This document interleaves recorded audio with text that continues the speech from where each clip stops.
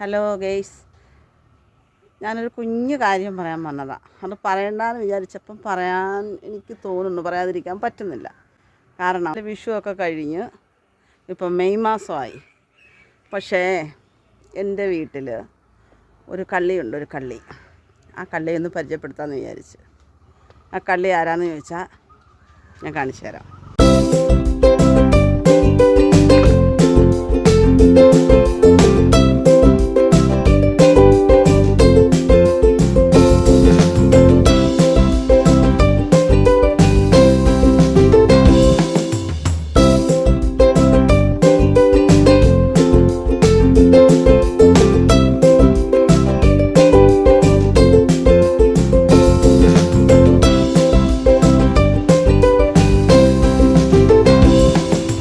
കണ്ടല്ലോ കള്ളി ആരാന്നുള്ളത്.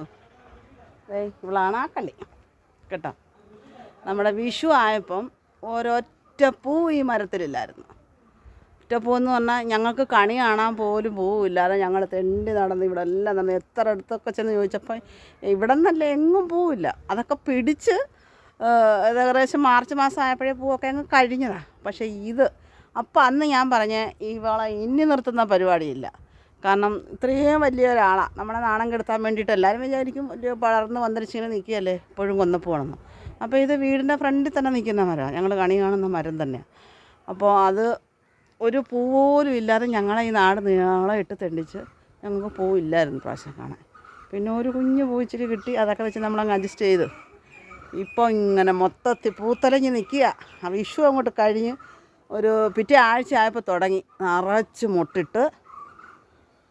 മൊട്ടിട്ട് ശരിക്കും പറഞ്ഞാൽ ശരിക്കും പൂടിച്ചിപ്പം പിടിച്ച് കുറേ വിരിയാൻ. ഇതൊന്നും അല്ല വിരിയാനായിട്ട് കുഞ്ഞു കുഞ്ഞു മൊട്ടുകളായിട്ട് ഇലയെല്ലാം പൊഴിഞ്ഞു പോയി മൊത്തത്തിൽ വിരിയാനായിട്ട് വിരിഞ്ഞ് ഇതായത് കണ്ട ആ സൈഡൊക്കെ ശരിക്കും പിടിച്ചതാണ്ടേ നോക്കിക്കാണ്.